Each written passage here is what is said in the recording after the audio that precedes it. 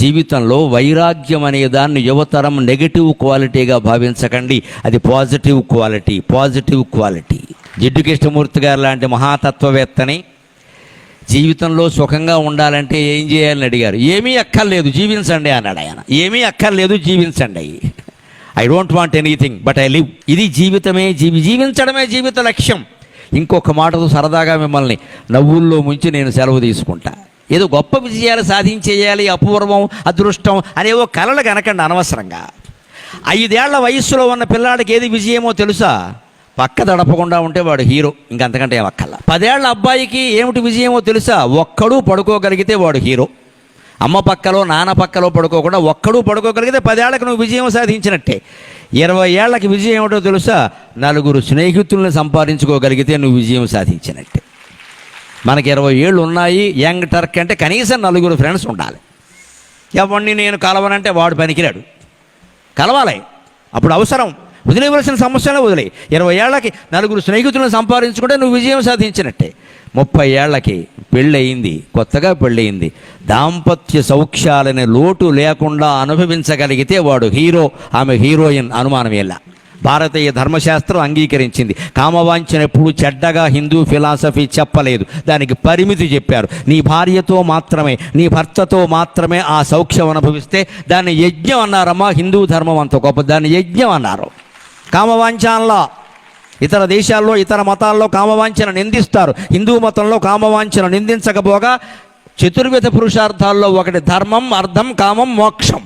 దాన్ని పురుషార్థాల్లో ఒకటి కింద పెట్టారు. ఎందుకంటే మనిషికి అనివార్యమైంది కామవాంఛ. అది ధర్మంగా తీర్చుకో, తప్పే ఉంది. ధర్మావిరుద్ధో భూతేషు కామోస్మి భరతర్షభ, భగవద్గీతలో చెప్పిన మాట. అందుకని 30 ఏళ్ల వయస్సుకి విజయం ఏమిటంటే అన్ని రకాల శృంగార భోగాలని సమర్థంగా అనుభవించగలిగితే ధర్మంగా వాడు విజయం సాధించినట్టే. 40 ఏళ్ల వయస్సులో విజయం ఏమిటో తెలుసా?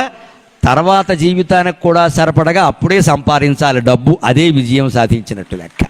ఇక్కడి నుంచి చూడండి, మళ్ళీ అడ్డం తిరుగుతుంది విజయాల పద్ధతి. 50 ఏళ్ళకి విజయం ఏమిటో తెలుసా? 40 ఏళ్ళదే 50 ఏళ్ళకు కూడా. ఇంకా సంపాదించే వయస్సులోనే ఉన్నావు, రిటైర్ అవ్వాలా. అందుకని జీవితానికి సరిపడా డబ్బు సంపాదించు, అదే విజయం. 60 ఏళ్ళకి ఏమిటో తెలుసా విజయం అనేది?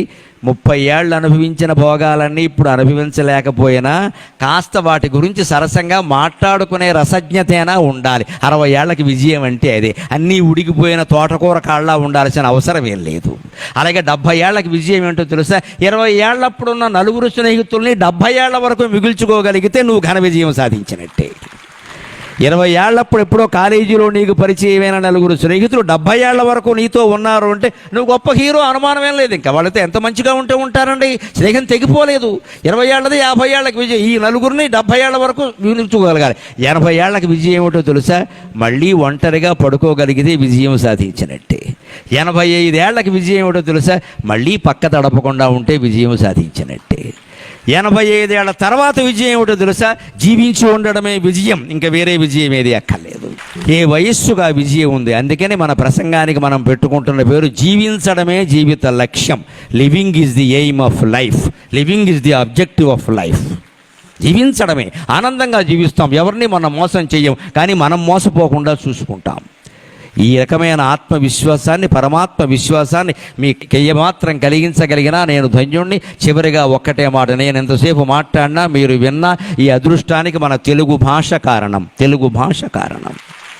అందుకని మీ అందరూ మీరు ఏ మీడియంలో చదువుకున్నా మీకు నా అభ్యర్థన ఒకటే, ఇంటనైనను బయటనేని మాట్లాడుచో, ఇంటనే నిజు బయటనేని మాట్లాడుచో, తెలుగులో మాత్రమే పలుకవలయు, ఉద్యోగముల తెలుగు, ఉత్తరముల తెలుగు, చేవ్రాలు తెలుగులో చేయవలయు, మార్కుల కొరకునై మారు భాషలు మాని తెలుగు భాష పఠించి తీరవలయు, ఆంగ్లము లేనిచో అన్నమేలేదను పిచ్చి ఆలోచనలు వీడవలయు, ఆంగ్లము లేనిచో అన్నమే లేదను పిచ్చి ఆలోచనలు వీడవలయు, తల్లి తెలుగు తల్లి భరత ధాత్రి పొంగ నీతి పద్యములొక 10 నేర్వవలయు, మనము మన కొరకయి మన మనుగడకయి చేయవలనివి ఇకనైన చేయవలయు.